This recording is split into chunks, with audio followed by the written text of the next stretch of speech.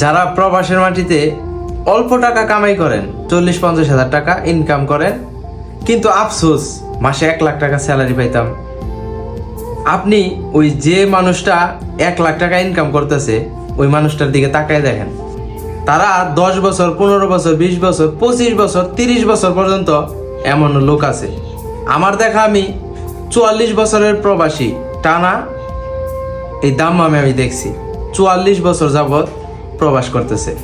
ওই যে তার বেশি টাকার লোক, আর ওই মানুষটা যদি 40-50 হাজার টাকা ইনকাম করতো, তার লাইফের স্বপ্নগুলা ছোটোখাটো থাকতো।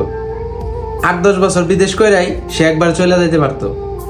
যে মানুষটা 1-1.5 লাখ 2 লাখ টাকা ইনকাম করে ওই মানুষটার স্বপ্ন অনেক বড় হয়ে যায়, যার কারণে তার দীর্ঘদিন প্রবাস করা লাগে।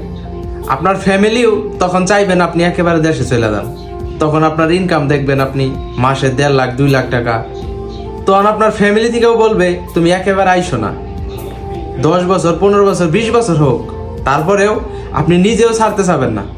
অতএব অল্প টাকা কামাই করলেও আলহামদুলিল্লাহ শুক্রিয়া কইরে নিজের যে ছোটোখাটো স্বপ্ন আছে সেখানে অটল থাকুন। বেশি বড় স্বপ্ন না দেখে প্রবাসের যাত্রা শেষ করে দিন।